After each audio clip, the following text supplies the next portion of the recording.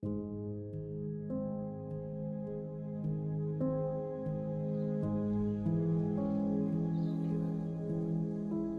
heb het al genoemd en ik noem het weer. Van mijn kant af gaan ik nergens zien. Ik wil niet op een andere plek blijven. Toen ik 1972 geboren is, heeft het amper voor mijn gevoel welverdiend was mijn roeping geweest. Ik is nu 51 jaar oud, wat ik op die plaats woon.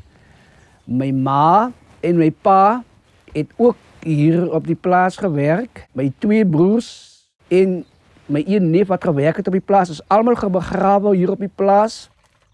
Ik heb niet bij de eerste eigenaar, Chris Albertijn, heb ik niet gewerkt. Toen die nieuwe eigenaar nou, 2016, 2017, heb ik voor hem een padstalletje gehouden in die pad, waar ik voor hem wat lemoen, battenats, van spek, alles verkocht heb. Maar dat is nog net voor een paar maanden geweest. 2020 tot 2022 heb ik permanent bij hem gewerkt. Bij die 2 jaar was ik die gifman. Ik heb het gif afgemeet, bestellings ontvang voor alles wat moet gespuit wordt. Dan heb ik elke ochtend een lijst invul wat die werkers gedaan het. Ja, ik was zo te zeggen die middelman geweest tussen die plaatswerkers en die kantoor. 2021 december maand, toen die een werker naar mij toe gekomen het, gevraagd, Andreas, kan ik gauw jouw radio krijgen? En hij praat samen met een van die bestuurders. En hij zei vir hom, Pieter, as julle van my bonusse aftrek vir agterstallige huur, dan gaan ek die werk los. Maar hy sê dit in 'n baie krietaal. Pieter het toe Willie gekom haal, Willie's kantoor toe. Toe hulle daar klaar is, het Willie vir my gekom sê, maar sy agterstallige huurgelde is afgeskryf. Ek het vir Pieter gesê, maar Pieter, ek voel 'n bietjie ongelukkig, want hoekom word sekere persone se agterstallige huur afgeskryf, maar ek moes myne betaal? Waarvan Pieter vir my gesê, hy kan niks doen nie. Ek moet kantoor toe gaan. Ek sê vir hom, Pieter, maar ek kan nie stryd kantoor toe gaan, ek moet deur jou werk, ek soek 'n antwoord van jou af. Ek het 'n paar dae die werk terug bly, toe moet ek verhoor word en daar was vir my gesê, dit is nie my grond nie. En ek is niks te doen met wat die bestuurder, die eienaar van die plaas met sy ander werkers bespreek of doen nie. Ek is niks aan mee te doen nie. Toe het hulle vir my gesê, maar ek is ontslaan.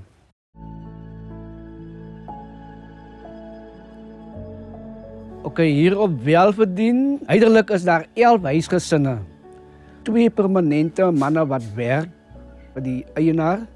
En dan my een broer wat in die tuin werk. Die rest van ons moet maar kyk waar ons 'n werkie kan kry. Die ding rondom die uitsetting het begin Desember maand 21. Die huurgelde was baie hoog geweest. Ons moes R630 per maand betaal vir huur. En dan moet jy nog R250 vir krag ook betaal. Dit maak 'n totaal van R880 as ek reg is, wat jy moet betaal vir 'n maand. Meestal van die mense is bejaarde mense. Hulle kry 'n staatstoelaag.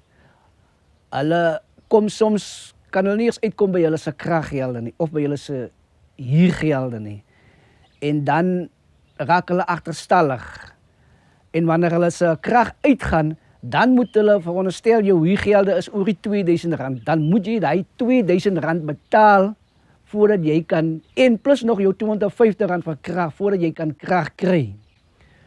En ons het toe op 'n stadium gekom, maar dit is nie reg nie. Veral vir die bejaarde mense, dit is koud soos nou, dis winter, dis ijskoud, die mense die krag nie, dis donker. Toe het ons besluit, maar genoeg is genoeg. Ons weier dat ons so behandel word, want ons almal is mens. En ons het toe vir SPP genader om vir ons te help, om hierdie besigheid te beveg. En uitelik is SPP daar vir ons. Hulle ondersteun ons en hulle help ons in die proses waarmee ons besig is. Ons het reg gekry om krag te kry, alhoewel ons sedertdien van 2021 af betaal ons nie hier nie, maar ons kan krag kry. Daarna het die eienaar vir ons briewe uitgestuur om ons huise te verlaat. Maar die gemeenskap van Welwerdien voel hulle gaan nêrens nie. Ons is nou al 4 generasies op die plaas en die vorige eienaar het, alhoewel dit nie skriftelik is nie, het die mondelikse beloftes aan ons gemaak dat daar is 7 en 9 hektar grond aan ons uitgemaak. Daarvan het niks gekom nie, want toe oorvat het hy geplant en hy het te kere gegaan, hy het ons sokkerveld het hy afgebreek. Toe Dr. Nel, hy wou die plaas gekoop het, daai jare. Dr. Nel wou toe gehad het dat ons mense moet van die plaas af gaan, as hy die plaas koop. En die vorige eienaar, Albertyn, het vir hom gesê, nee, hierdie mense gaan nêrens nie.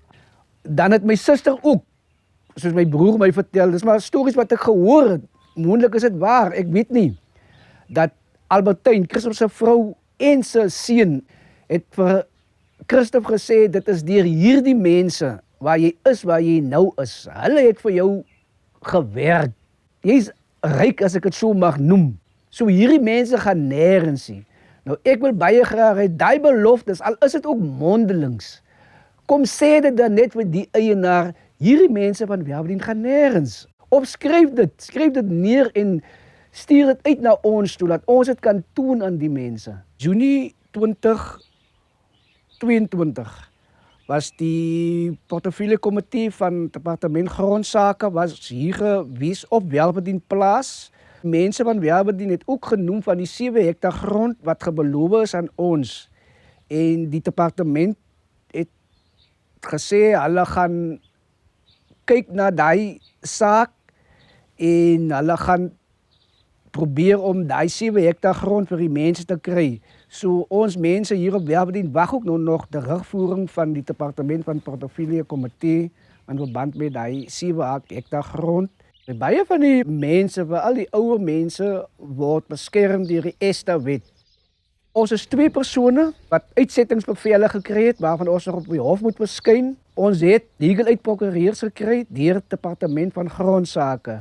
So ons wag nog net vir 'n geskikte datum, sodat ons op die hof kan verskyn oor die uitsetting. As dit gebeur dat wen die uitsettingssaak, dan weet ek regtig waarin ek moet gaan nie. My familielede Vredendal Noord, my een suster se huis is oorvol, my broer wat langs in my nou op Welwerdien plaas bly, het 'n RDP huis, daai huis is ook vol, want die vrou en die kinders bly daar.